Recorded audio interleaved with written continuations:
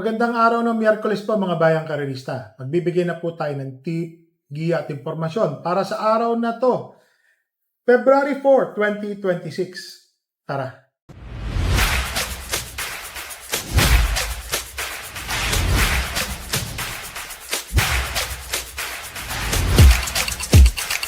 Pakita ko lang po muna ang ating kopya mga bayang karerista. Miyerkules. Ngayon pong araw ng Miyerkules, ang simula po ng karera ay sa ganap na alas 5:30 ng hapon. 5:30 na po ang simula.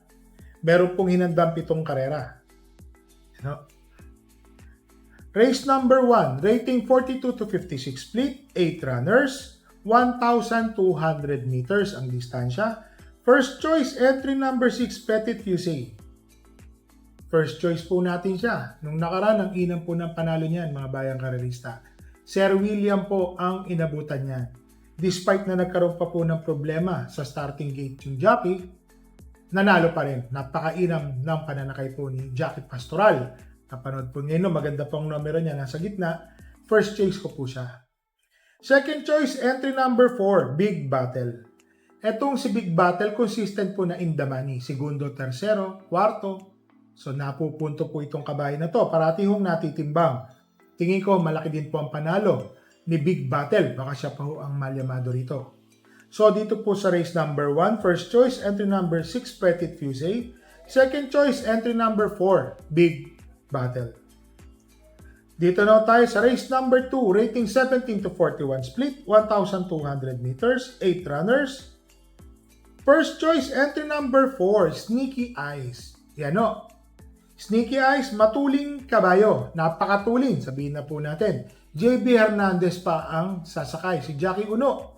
Tingin ko ho, mayayamado po ito. Yamadong yamado. Malaking malaki po ang panalo. Pero naglagay po tayo ng second choice and third choice. Second choice, entry number 5, Juice Ex Machina. Bakit to? Nung nakaraan po kasi medyo nakipagsabayan po siya one-on-one.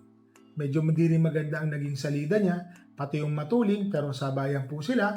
Maganda naman para sa akin yung kanyang kinilos.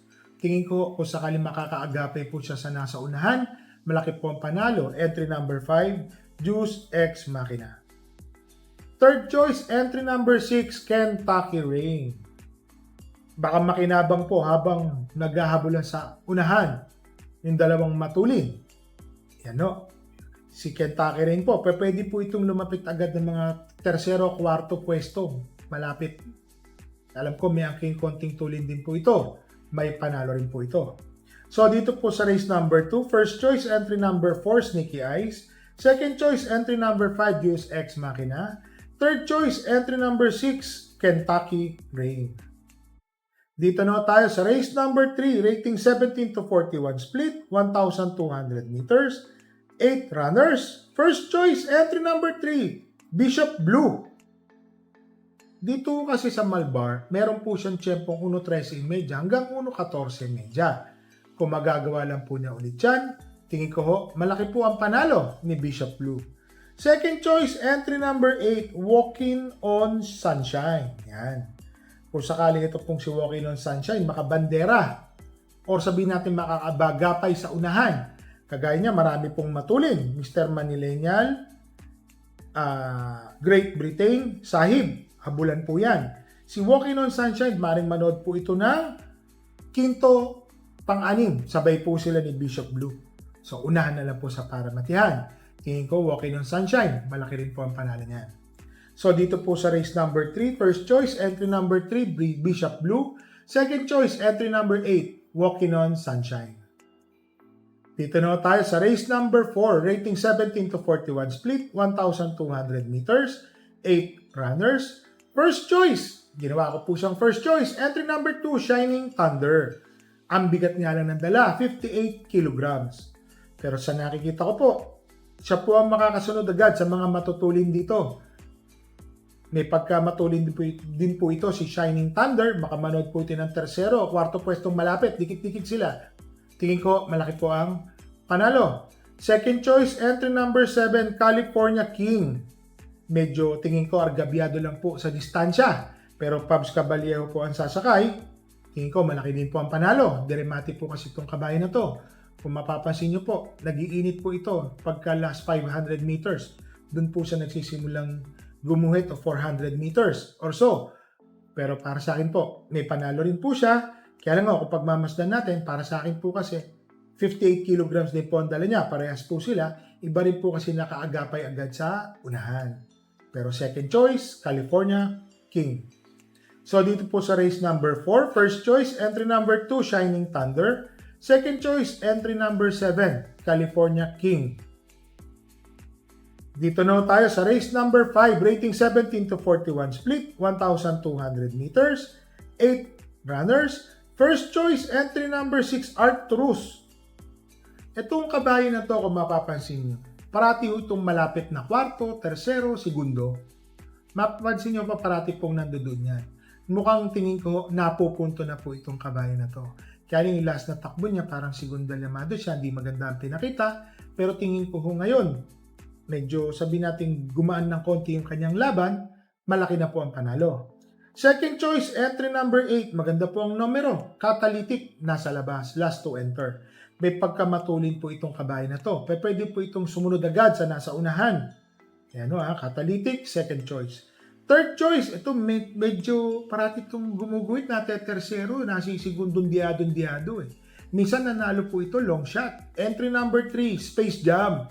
Sama po natin yan. Baka mamaya ito po ang magdala ng marcha, mapabayaan po nila, tumapos po ng karera or masundan po agad yung nasa unahan, biglang maglakad. Ganun pong nanalo no, na dihado po ito, si Space Jam. So dito po sa race number 5, first choice, entry number 6, Arcturus. Second choice, entry number 8, Catalytic. Third choice, entry number 3, Space Jam. Dito na tayo sa race number 6, rating 17 to 41 split, 1,200 meters, 8 runners. Sosolohin ko na po ito. Entry number 6, Mount Pia Payungan. Segundo po ito kay High Octane, 1.27 ang kanyang ginawang tiyempo. Tingin ko ho, nakakalamang po sa tiyempo si Mount Pia Payungan. Matuling kabayo po yan. Malaki po ang panalo para sa akin po. So dito po sa race number 6, first choice or solo, one for the day. Entry number 6, Mount Pia Payungan. Dito na tayo sa race number 7, rating 17 to 41 split, 1,200 meters, 8 runners. First choice, entry number 6, Wildcat. Charles Reyes po ang sasakay. Si Wildcat po, dito sa pista ng Malbar, meron po itong 1.14, 1.13. Maning-mani po yan, lalo na yung 1.14. Tingin ko, malaki po ang panalo ni Wildcat, first choice. Second choice, entry number 5, French Leather. PJA Guse, si Patar, kung tawagin. Tingin ko, may panalo rin po yan, mga bayang karerista ha. Naglagay po ako ng third choice, Matuling Kabayo. Kung sakaling mapabayaan po nila to, nung nakaraan, nasigundo po ito, long shot. Sayang, di ko na talo po sa ganunan yan. Pagkakaalam ko, may takbo po itong segundo na dihado. Para sa akin po, malaki po ang panalo. Entry number 3, High Quality. Sama po natin yan. Third choice. Ito pong last race na to, mabanggit ko lang po. Lahat po ito para sa akin po, may mga panalo. Tapos meron po ako nakita, Lady Secret, new owner. Mr. Melvin. Parang ganun po. Alam ko po, dito po yan sa Bulacan. Parking Bulacan, Tiga Bulacan. So yan po ha. Ako lang po dito sa last race. Your choice is good as mine. Magmadami po tayo. So ulitin ko lang po. Dito po sa race number 7, first choice, entry number 6, Wildcat. Second choice, entry number 5, French Leather. Third choice, entry number 3, High Quality. So mga bayang karerista, wala po tayong kabayong tatakbo ngayon. Injury. Who's that girl? And DC. Yan o. Injury sila. So pahinga. Regal, Barrier po, Vicious. So mga bayang karerista, parati po namin kayong nire-remind. Bet small, win big, bet big, lose big. Yan o. Magdala po tayo ng payong at tubig na mainom. Happy racing po sa inyong lahat and stay safe.